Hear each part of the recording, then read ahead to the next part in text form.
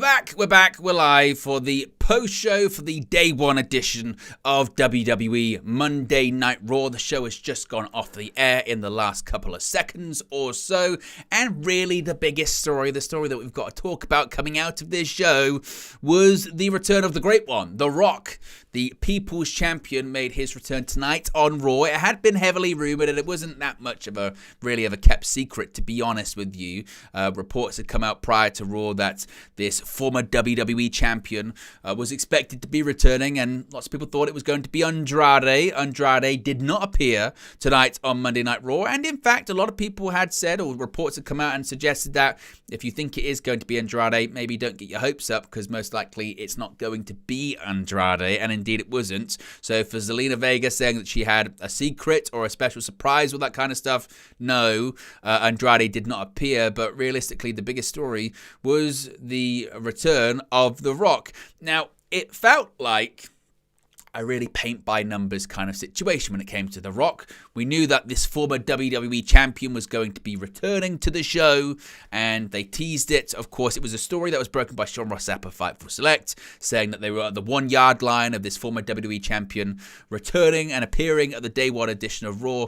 In addition to that, Triple H then came out and said, well, I can't talk about rumors on the internet, but I'll say just stay tuned and watch Raw on Monday. And who was this former WWE champion that was going to be returning tonight on Raw? Well, it was none other than, you guessed it, Jinder Mahal. Yes, Jinder Mahal came out. And it must be stressed, actually, the reaction of the crowd in San Diego, California, when Jinder Mahal's music hit was tremendous, because collectively, the entire arena went, oh, when Jinder Mahal came out, which I kind of guilty pleasure did enjoy that part of it. But, then Jinder Mahal did the classic, promo that's been done. Well, I think it's been overdone in professional wrestling, particularly WWE, which is, it's the I'm not American, so I'm going to do the anti-American promo. And he does this anti-USA promo where the crowd start chanting USA. He said the national anthem in Punjabi. The promo went way too long, and he said, I'm going to do it again. He dissed the Iron Sheik as well. And then The Rock appears. The Rock comes out and he pays tribute to the Iron Sheik. Rest in peace, Sheiky, of course, Bubba. And he says, well, if Iron Sheik was here, he'd say, who is this no good son of a bitch jabroni bastard?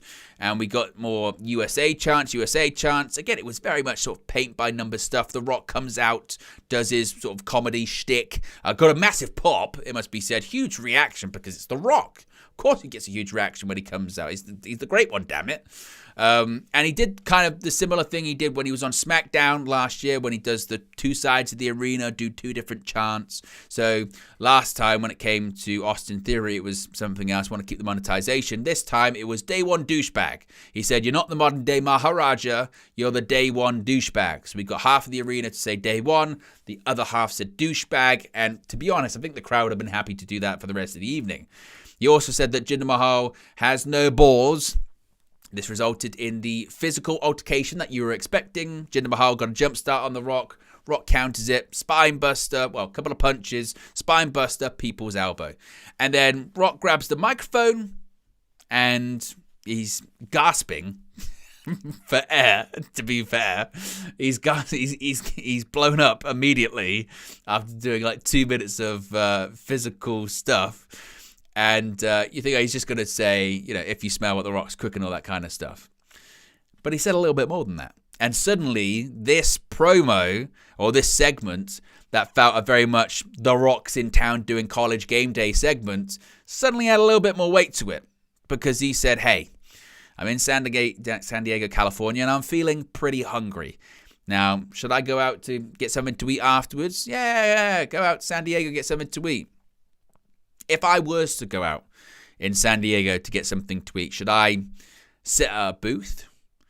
Should I sit at a bar? Or, and you knew where he was going, he goes, should I sit at the head of the table? And the arena came unglued. They came unglued, and The Rock said, that's what I thought. And then he said, if you smell what The Rock's cooking, and then he exited. Now, I was quite interested at the time because I thought, oh, did The Rock have permission to tease that? Or was he just going out there and just sort of going, look, I'm The Rock, I can do what I want. Let's see what the reaction is to all of this. But when they came back from commercial, not only did they show the replay of The Rock in the ring, Michael Cole and Wade Barrett sat there on commentary, looked right down the camera lens like I'm doing right now, and repeated that line once again, said he spoke about being at the head of the table. So not only have you got The Rock on WWE programming, talking about eating at the head of the table. In addition to that, you've also got Michael Cole and Wade Barrett looking down the lens of the camera, saying it as well. In addition to that, you had, obviously, The Rock was in California today doing College Game Day, but you've seen that picture. Who was with The Rock in Pasadena, California today at College Game Day? Well, arguably the most influential man in WWE right now that isn't Paul Levesque, WWE President Nick Khan, who has a long-standing relationship with The Rock anyway. So you've got all of these moving parts. And The Rock did say when he was last on College Game Day, and he did that appearance that ended up in a WWE appearance in Colorado, where he said, look, at one point, we sort of shook hands, myself, Vince McMahon, Nick Khan, and we were going to do the match. WrestleMania, Hollywood. We were going to do it. That was the match we were going to do. And he kind of fobbed it off when he said, well, we just couldn't find the right creative way of doing it, and we decided to wait for another time. In reality, The Rock's not a stupid man. He's a very smart man, particularly when it comes to his public image. And one would think, with everything that was going on with WWE over the past 18 months or so, he probably stayed as far away as possible from Vince McMahon allegations and investigations going on to him. And then particularly with the merger, he thought, you know what, I'll leave it. Maybe next time. Well, now is next time. Vince McMahon's no longer in charge of creative. It's Paul Levesque, but it's also Nick Khan, and it's also Ari Emanuel. It's a TKO thing, and things are a lot different now. And it's when it comes to The Rock, it's the same situation as it's been for a long time. Dwayne, do you want to do it? If Dwayne wants to do it, if Dwayne wants to have the match, Dwayne will have the match. And WWE will give everything to Dwayne to have the match because it's the biggest match that WWE can do. The Rock versus Roman Reigns, Undisputed Universal Championship at WrestleMania in the main event. We all know what the outcome's going to be. Rock isn't going to be the one that wins the title and break Roman Reigns' record reign. That isn't going to happen. But it's a giant match. It's WrestleMania 40. It's fitting. It's a send-off for The Rock. It's kind of perfect. The problem then becomes what happens with Cody Rhodes, because this whole thing has been about Cody Rhodes finishing the story. And eventually, if someone doesn't finish their story over a long period of time, do you even believe that, one, there is a story to finish, and two, are they ever going to finish it?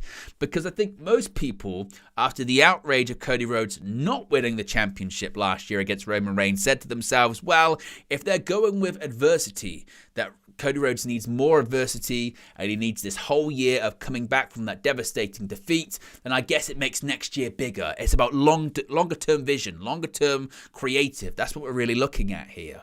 But the problem then becomes that is he going to have to wait a little bit longer, and eventually how long do you wait before you move on? What do you do then? And some have questions, and I think it's a valid question, even if it was going to be Cody Rhodes versus Roman Reigns at WrestleMania this year, would Roman Reigns even win? Would Cody Rhodes rather even win that match? Because I said it during the watch-along, and I'll say it again now. I was surprised when Cody Rhodes didn't beat Roman Reigns at WrestleMania 39 in Inglewood, California. If Cody Rhodes doesn't beat Roman Reigns this time around, if they were to face off, I'd be less surprised. Because at this point, I think they're trying to break Hogan's record. Obviously, Bruno's one's way out of the way, but maybe Bruno's sort of second one. That might be possible. It might be possible. WWE might just go, you know what? No, we're just going to keep the belt on Roman. Tickets are selling. Ratings are good. Merchandise is good. We're good. Maybe we just keep the belt on Roman. We can plug Cody in any time he wants. And as long as we keep him hot, we're confident we can keep him hot, and we can circle back to it at another point. But then what does Cody Rhodes do at WrestleMania? Where does he slot in?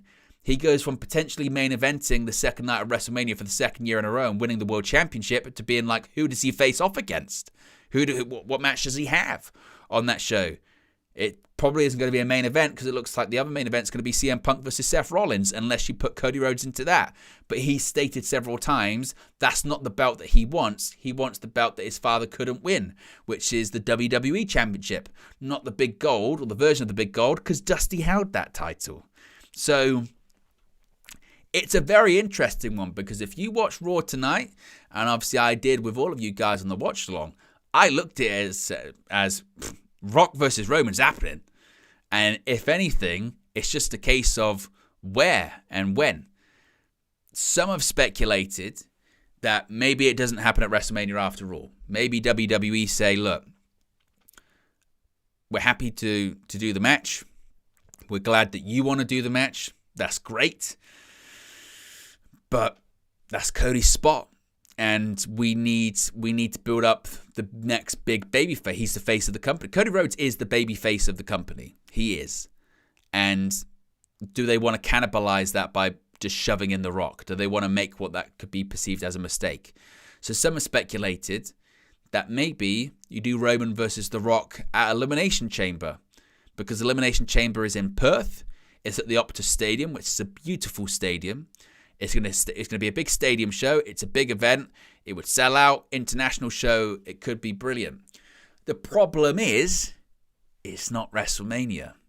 And would The Rock want his final, because it's going to be his last match, he ever does, would The Rock want his last match to be at Elimination Chamber in Australia, or would he want it to be in the main event of WrestleMania 40 in Philadelphia? He'd probably want the latter. So it's a very, very significant evening. If you want to talk about in terms of generalities of the show, I thought it was a show. I mean, for a show that had a lot of hype going into it and a lot of sort of matches announced, sort of bigger matches announced for the show, I thought it was really a sort of 3-segment show, really. I thought the opening of the show between Becky Lynch and Nia Jax was surprisingly good, way better than I thought it was going to be, and the crowd were really into it. I thought obviously the Rock segment itself was quite paint by numbers for the Rock, but at the same time it's noteworthy, it's newsworthy, and that's what people are going to be talking about the most. So that delivered. And then the main event absolutely delivered. It was the best match of the show. It was fantastic. Apart from that, it felt like, you know, for a day one extravaganza New Year show, it felt like what it feels like a lot on Monday nights, which is we've got 3 hours to fill. How are we going to fill it? I'll tell you how we're going to fill it. We're going to fill it with lots of recap packages. We're going to fill it with some stuff that isn't that great, but we've got to put it out there. We're going to try and develop some storylines that people don't really care about that much. And the crowd was fascinating as well, I felt, in San Diego this evening, because it was a crowd of people that were really, really hot for a lot of stuff, and then some stuff, I mean, it was beyond not being able to care about. Beyond not being able to care about certain things. For instance, the number one contenders women's tag team title match, oh my God. I don't know if in this room, if I stayed silent, I think this room would be louder than that arena. You could have heard a pin drop. I mean, you could have heard a pin drop. Now, sort of circling back, and we'll get to some of your comments in the live chat in just a second. When it comes to The Rock and that match against Roman, if that match does happen, they need to address what happens with Cody Rhodes with The Rock. I don't know if they. I think back to when was it? It was sort of March, February, March of last year, when Sami Zayn was having all that momentum, but everyone knew they wanted to do Roman versus Cody at WrestleMania, and they did a promo on Raw, didn't they? Cody Rhodes versus Sami Zayn, and they very, very cleverly actually kind of pivoted to be like Cody Rhodes saying to Sami Zayn, "Look, I want you to win the belt, or I'm cheering for you, I'm rooting for you. You can do this, you deserve this, blah blah blah." Like, it was very well done in that aspect, and it would be interesting to see if they would do something similar with Cody and with The Rock, because it would have to be addressed. It would have to be addressed at some point. So, as I mentioned, as far as the show, just overall, I felt it was a 3-segment show with a lot of filler, and it's difficult to say that it didn't feel like sort of a, I don't know if it felt like a special episode of Raw. I felt like it felt like, to be honest, probably a quite normal episode with just, some big title matches and The Rock appearing. But I don't know if I would say it was overly super, super special or anything like that, to be honest with you. Let's see what people in the chat are saying. If you haven't already, click the like button. Be sure to subscribe as well. Bottom right-hand corner, as you can see right there, the current subscriber total is 15,568. See if we can get it to 15,570 if you haven't subscribed already. Let's see what people are saying in the chat here at the moment.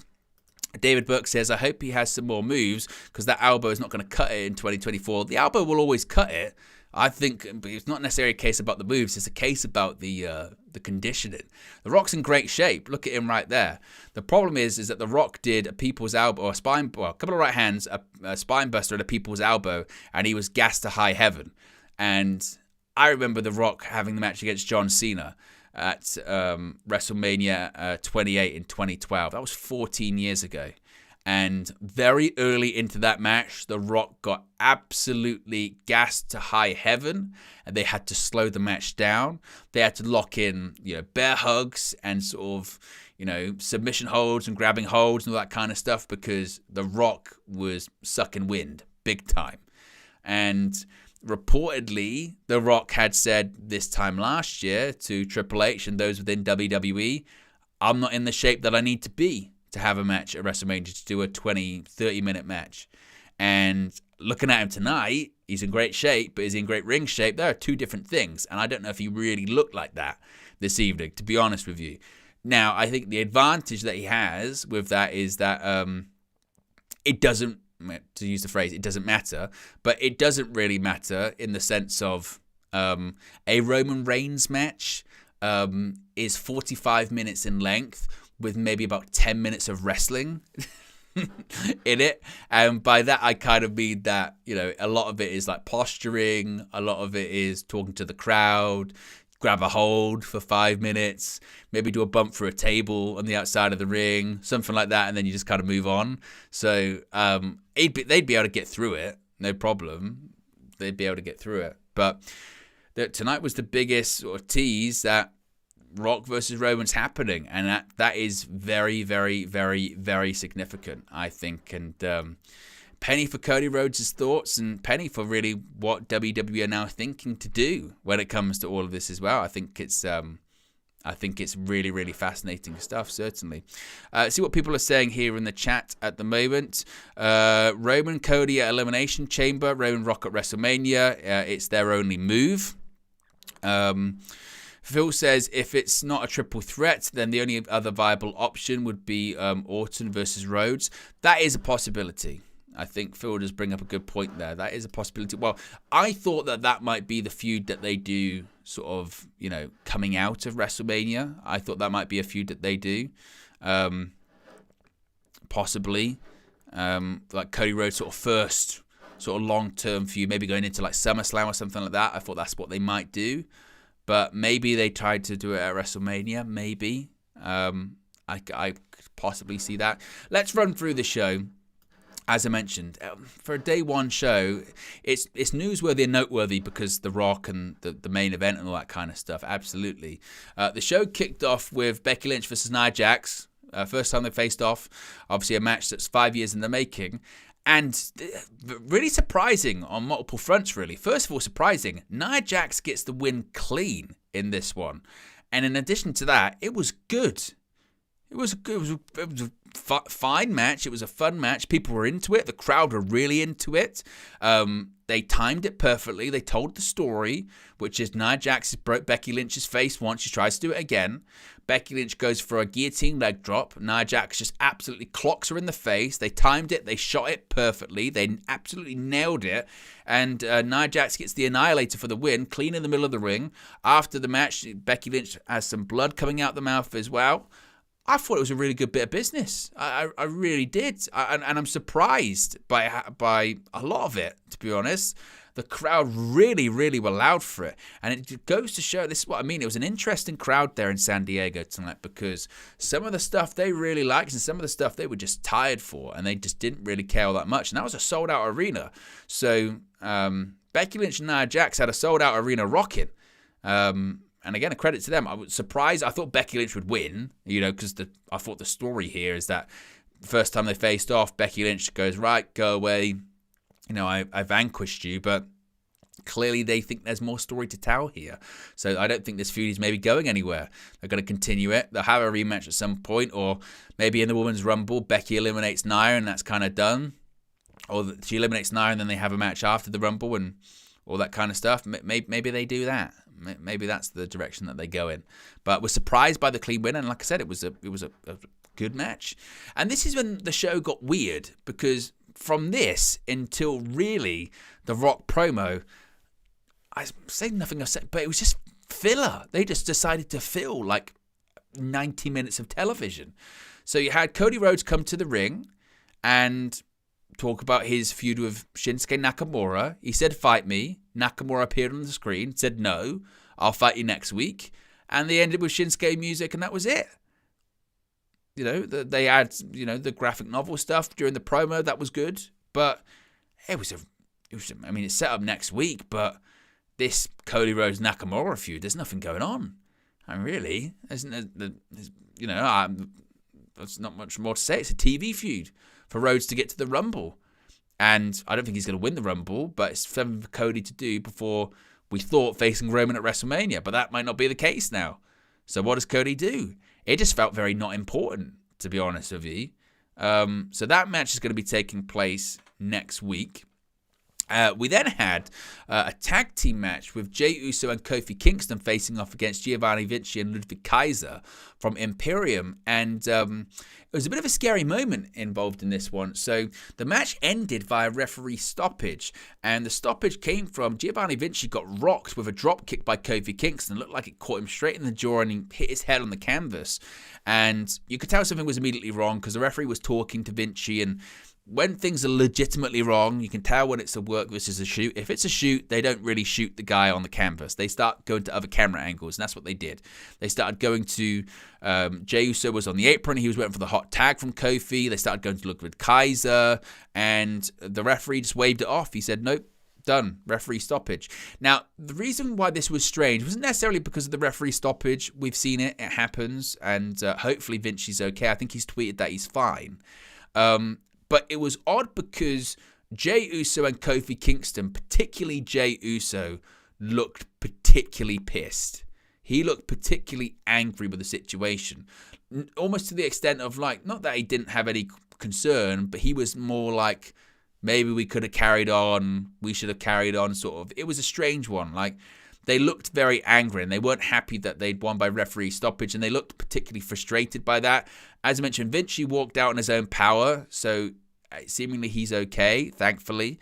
It was a nasty drop kick, but it was Jey Uso's reaction to this that kind of stood out to me quite a bit. I was like, that's interesting that he would react that way. And Kofi Kingston didn't look too pleased either, which I thought was quite interesting. So, of course, we get any more information on the reaction to that internally or by the people in the match, we'll let you know. But I did think that was rather curious to say the least.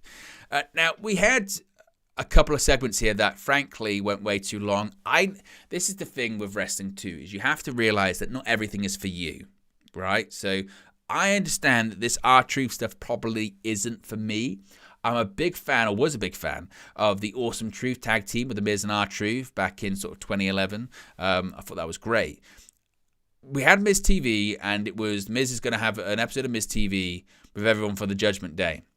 He introduces the Judgment Day. Out comes R-Truth by himself, and he goes, what's going on?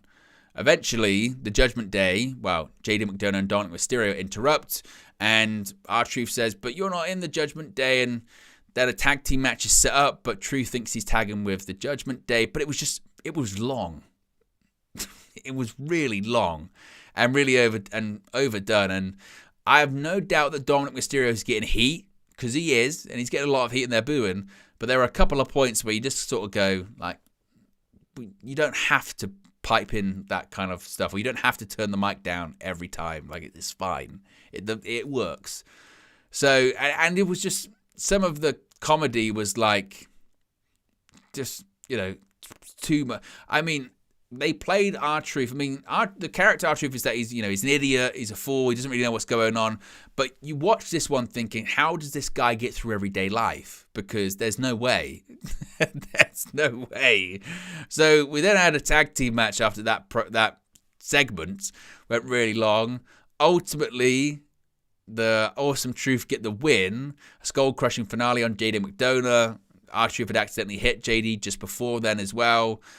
Wade Barrett basically said on commentary, I don't get it. I don't get it either. I like R-Truth, and I do think he's funny, and I understand the comedy behind it, but some of it was so played into the ground. I was like, my goodness me, why? What are we doing here, sort of thing. So we then went from that. So again, this is we're getting this sort of filler stuff, and I'm going, this is meant to be like the day one Raw that people are really sort of raving about and excited about. And then we got this promo inside a nightclub, or a vignette inside a nightclub, that felt like it was lifted out of NXT. If you watch an episode of NXT, they shoot things differently to how they're shot on the main roster. And it was Katana Chance and Kaden Carter, the new women's tag team champions, and they were celebrating, and that included sort of dancing in slow motion and drinking champagne in this nightclub. And Chelsea Green and Piper Niven come in, the former champions, and they get in their face, and eventually the champions throw champagne into the face of Chelsea Green. They said they'll face him in a rematch next week, and they dance in slow motion. But again, it was like a very, very strange promo, to be honest with you. And that is certainly one thing Triple H has yet to crack, which is the Women's Tag Team Championship picture. How do they make that work? They still haven't really figured that one out. Speaking of the women's division, though, the next match was for the Women's World Championship. Rhea Ripley defeats Ivy Nile to retain the Women's World title. This was an interesting one, because I watched this with the watch long, and I wasn't blown away by it. I thought it was a fine TV title match where the champion never really, you believe that she was going to drop the title or anything like that. But I saw people on social media, I felt sort of overpraising it, saying Ivy Nile showed that she belonged here, future world champion. I think that's a bit much. My sort of feeling about it was that Ivy Nile grew into the match, and as we got into the closing stages, I think found her rhythm more. There were quite a few botches earlier on. There was a float over that was botched. There was a throw that was botched. Ivy Nile, for me, looked quite nervous and quite green, to be honest with you. There was a botched reversal from a back suplex as well. There were some nice moments, but I looked at Ivy Nile and I thought, she's still quite green, actually. And the crowd were quite flat for a lot of it. Now, as I was mentioning, as it went on, Ivy Nile grew in confidence. I felt that Rhea Ripley kind of carried the match and kind of got her through some sort of bigger spots in the match. Crossbody from the middle rope. There was the DDT spot that Rhea does in quite a few matches. It's a really good looking move. So she kind of got things going, and by the close of the match, the crowd were a bit more into it. It was better. Eventually we got into a finish where Rhea Ripley hit a headbutt from a crossbody, hits a knee, hits a riptide, 1, 2, 3. So the match was fine. It felt a bit forced in terms of Ivy Nile is going to be challenging for the title because she hasn't had that many matches on Raw. And this is kind of just a problem with Rhea Ripley's title reign, I think, in general. A huge Ripley fan. Don't think they should take the title off her. But when she has these defenses, you just kind of... it's predictable, but no one seems a threat at all. Nobody seems a viable threat. To give WWE credit, even though we know when Roman defends the title, he's not going to drop it, there are people that have been credible threats and you can buy in. When McIntyre faced him in Cardiff, when Cody faced him at WrestleMania, when Sammy faced him in Montreal, you sort of thought to yourself, well, will they? Maybe they will, right? Possibly, I guess, maybe they might decide to do it. With Ripley, every time she defends the Women's World title, one, she's not going to lose, and two, she's not going to lose because they just wouldn't put the belt on that opponent, whether it's Zoey Stark, whether it's Ivy Nile, whether it's anyone in that 5-way match that they had in Saudi. it's just a lack of credible opponents for her. It feels like it's going to be Becky at WrestleMania, maybe in the future Bianca. But that's just kind of the problem, isn't it? They're just a bit flat. But she's such a dominating star, and she's involved in so many storylines as well, that she feels almost bigger than quite a lot of the women's division stars. Or she always feels a bit bigger than the women's division, because she's involved in men's storyline. She's involved in the biggest, second biggest faction in WWE, biggest faction on Raw in the Judgment Day. She's the mouthpiece and really the leader of that faction as well. So she just feels sort of bigger than those matches that she's doing in the women's division too. So that's going to be interesting to see how they can continue to manage that. I think certainly as well. So we spoke about that Rock segment. Of course, if you want to check that out, go back to the beginning of the stream. And then unfortunately, after that Rock segment, after the crowd had gone crazy with the tease of The Rock versus Roman Reigns, something had to follow it.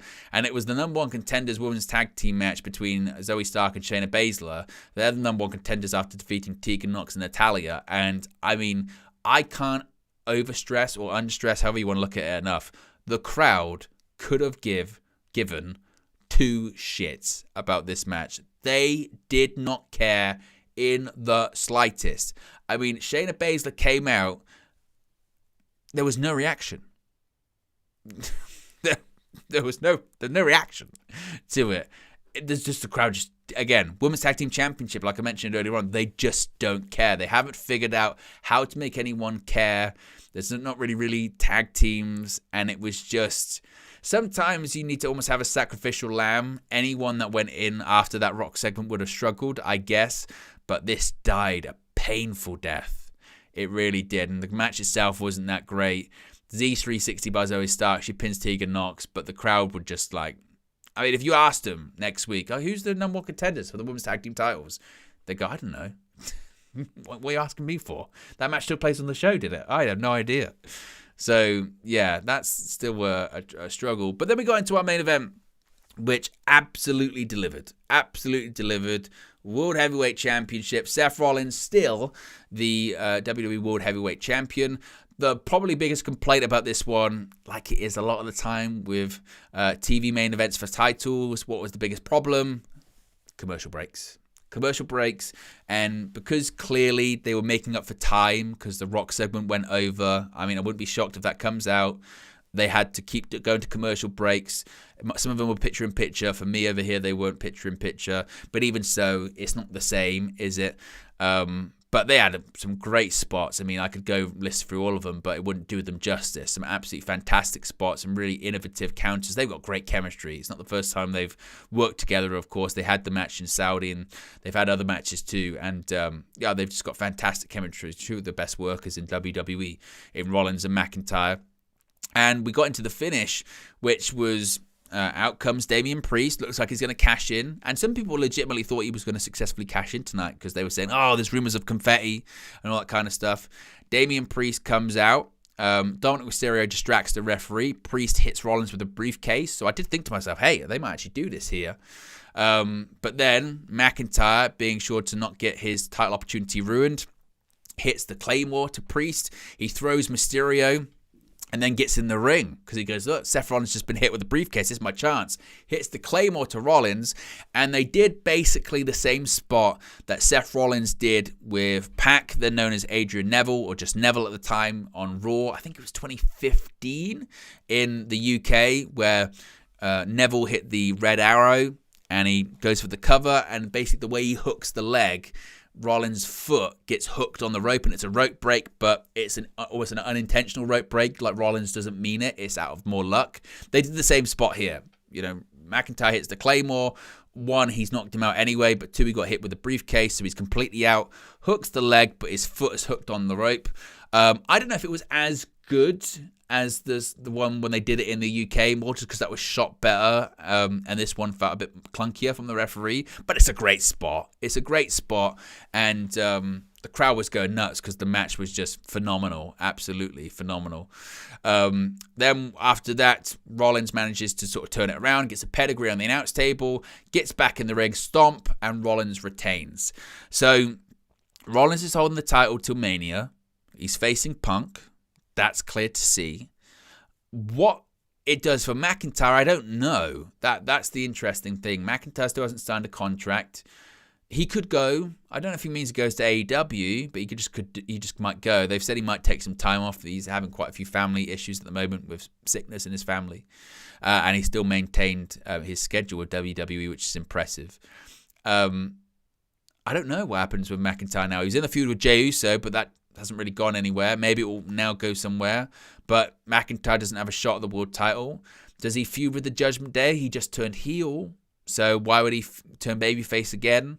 I don't know what he does. I mean, the axe to grind would be with the Judgment Day, I guess, although they kind of played it off like the only person to blame this evening was himself because, you know, it was a rope break caused by himself, perhaps. So I don't know what McIntyre does. Who does he feud with on Raw? Who does he go up against? He's done the whole stuff with Gunther over the Intercontinental Championship. He's faced Brock before when I want to see Brock versus Gunther. He's faced Rollins now. Does he get involved with Cody? Probably not. Like, what does he do? I don't know.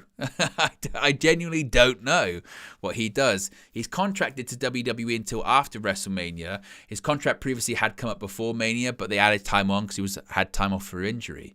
So I don't know realistically what happens with Drew McIntyre now, and it's going to be really interesting actually to see indeed what does happen with him moving forward.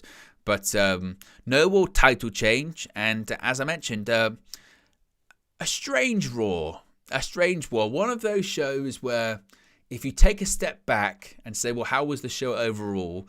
I don't think it gets really huge marks or ratings or anything like that, but the biggest newsworthy and noteworthy part of it is so newsworthy and noteworthy that people, I guess, probably won't care. And actually, for The Rock being there, they're only going to talk about 5 words, head of the table. Head of the table, 4 words. You know, or maybe 5, or head of the table with a question mark. That's all people are going to be talking about. The rest of the show, they ain't going to be talking about that much. And probably it's not going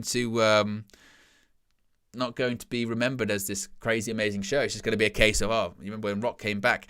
And of all the people, for The Rock to tease his, you know, this sort of dream match, if you will, or speculated match against Roman Reigns he did it in a segment involving Jinder Mahal. You know, it's just kind of a wild circumstance when you really think about it, actually, isn't it? That's how it played out in the end, was that he did it during this segment with Jinder Mahal, which I guess is just, I don't know, very, very strange. So that was Raw, a bit of a shorter review because, as I mentioned, it wasn't too much really to write that home about, to be honest with you. So there you go, guys. Hope you really enjoyed it. Be sure to smash a like on the like button. Be sure to subscribe, bottom right hand corner. There is going to be news videos coming regarding this today, where I am, regarding the Rock stuff and any information we get from stuff that happened on the show, as well as plenty more. We're going to be talking a lot about Mercedes Moné tomorrow with that breaking news story as well. So if you haven't already, click the like button. Be sure to subscribe, bottom right hand corner, and I'll speak to you again very soon. I'm out of here. Peace.